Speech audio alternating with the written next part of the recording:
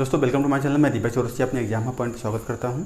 जैसे कि आज का हमारा टॉपिक है ज्योग्राफी चल रहा है, तो अभी इस समय हम लोग ज्योग्राफी ही पढ़ रहे हैं। एक सीरीज है चट्टान के, भूगर्भिक चट्टान का एक क्रम है। इस क्रम के अंतर्गत हमने दो चट्टान को पढ़ा है, जिसमें आर्कियन चट्टान और धारवाड़ की चट्टान। आज का हमारा टॉपिक होगा कुडप्पा की चट्टान। एक क्रम से हम लोग पढ़ रहे हैं, एक क्रम में ये तीसरा चट्टान होगा हमारा कुडप्पा की चट्टान। इसका नाम है कुडप्पा की चट्टान। तो हम आज कुडप्पा की चट्टान के बारे में अच्छे से पढ़ने वाले हैं। है क्या क्रम वाइज में हमने थोड़ा सा बैकग्राउंड को देख के हम चलते हैं। बैकग्राउंड को अच्छे से थोड़ा समझते हैं कि हमने इसके पहले क्या पढ़ा था। आर्कियन चट्टान, आर्कियन चट्टान के बाद हम लोग ने पढ़ा धारवाड़ की चट्टान। अब धारवाड़ के बाद हम लोग पढ़ रहे हैं कुडप्पा की चट्टान। तो ये चट्टान का क्रम है। आर्कियन एक आग्नेय चट्टान है, आप लोग यह जान ही रहे हैं। धारवाड़ जो चट्टान है इसके अवसाद से बना है, इसलिए यह अवसादी चट्टान है। और कुडप्पा की चट्टान धारवाड़ के अवसाद से बनेगा, तो ये भी एक अवसादी चट्टान ही होगा। ये भी एक अवसादी चट्टान ही होगा। ओके तो हम कुडप्पा चट्टान के बारे में समझते हैं कि कैसे क्या हुआ क्या कि जो ये धारवाड़ की चट्टान है, धारवाड़ की चट्टान, इस पर इसका हुआ क्या अपर्दन। इसका हुआ क्या अपर्दन। अपर्दन के हम लोग कारण समझते हैं। तो अपर्दन के कई कारण हैं, जिसमें से ताप,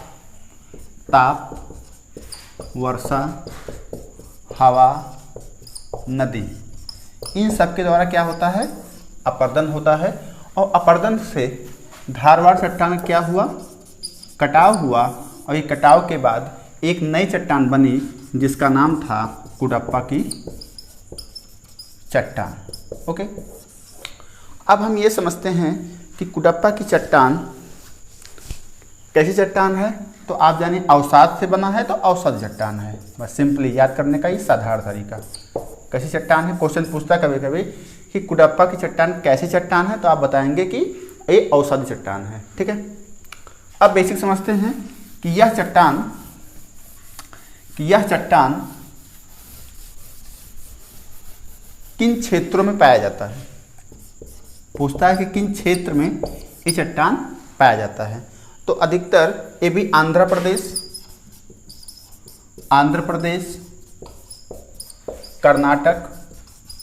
कर्नाटक, तेलंगाना, छत्तीसगढ़, राजस्थान के क्षेत्रों में ये पाया जाता है। ये कुडप्पा चट्टान का क्या होगा क्षेत्र होगा, ये कहाँ कहाँ पाया जाता है। इसके बाद अगर हम समझें कि कुडप्पा चट्टान जो है क्या किस दृष्टि से हमारे लिए महत्वपूर्ण है, या ऐसी क्या विशेषता है, इसकी क्या विशेषता है, तो इसके विशेषता और महत्व को समझ लेते हैं। विशेषता और महत्व को समझ लेते हैं। ठीक है, पहला प्रश्न आपका बनेगा कि चट्टान कैसी है। तो आप बताएंगे ये चट्टान अवसादी है। दूसरा बनेगा कि यह किस चट्टान के अपर्दन से यह चट्टान बना। तो यह धारवाड़ की चट्टान के अपर्दन से बना। धारवाड़ के चट्टान के अपर्दन से बना।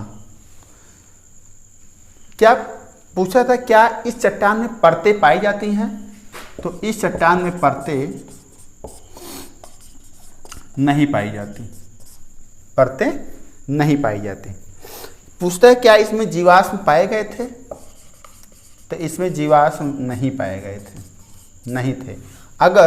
अगर जीवाश्म नहीं थे तो जीवाश्म ईंधन भी नहीं थे, ईंधन नहीं था। क्यों नहीं था अभी हम बताते हैं। जीवाश्म ईंधन भी इसमें नहीं था। अब इसके इतने आपकी विशेषता महत्व समझ लीजिए है। पूछता है कि क्या कुडप्पा चट्टान में परतें पाई जाती हैं। ये ऐसे क्वेश्चन बनेगा कि किस चट्टान में परतें पाई जाती हैं, किस में नहीं पाई जाती हैं। तो आपके 4 ऑप्शन दे देगा, उसमें से आपको बताना होगा कि किस चट्टान में परतें पाई जाती हैं। अगर जीवाश्म की हम बात करें तो उस समय इस चट्टान में कुछ जीव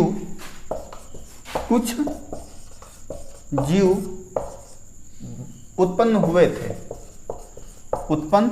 थे, लेकिन वो जीव जो भी जीव कुडप्पा चट्टान के दौरान इकट्ठा हुए थे, मतलब निकले थे, वो बहुत छोटे थे, हल्के थे, उनकी हड्डियां बहुत पतली छोटी थी, उसी में गल गईं और इस कारण हड्डी के कोई भी अवशेष नहीं मिले, इसलिए अर्थात उसमें कोई भी जीवाश्म नहीं मिला। और जब जीवाश्म नहीं मिला तो उसका ईंधन भी नहीं मिला। तो इतनी बात समझ में आई। अब हम देखते हैं क्या ये आर्थिक दृष्टि से महत्वपूर्ण है।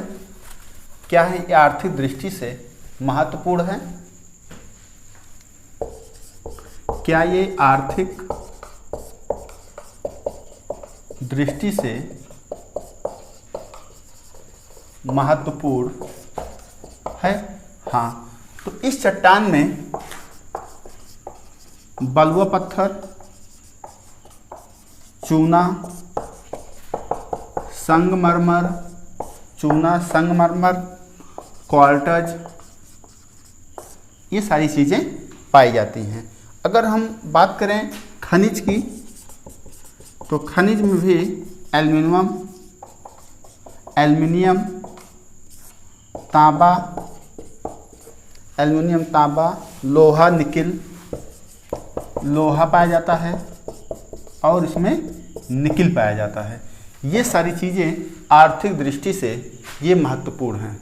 आर्थिक दृष्टि से ये कुडप्पा की चट्टान क्या है? महत्वपूर्ण हैं। तो बस इस चट्टान के बारे में हम इतना ही समझते हैं। इतने इंपॉर्टेंट चीज़ें हमने विशेषता पढ़ा, किस क्षेत्रों में पाई जाती है, इसका निर्माण कैसे हुआ, ये सारी चीज़ें हमने देखा। तो आज का हमारा सेशन यहीं पे ख़त्म होता है। हमारा टॉपिक आपको अच्छा लगे या कोई आप सुझाव देना चाहते हैं, चैनल सब्सक्राइब करें, लाइक करें और शेयर करें। Thanks for watching.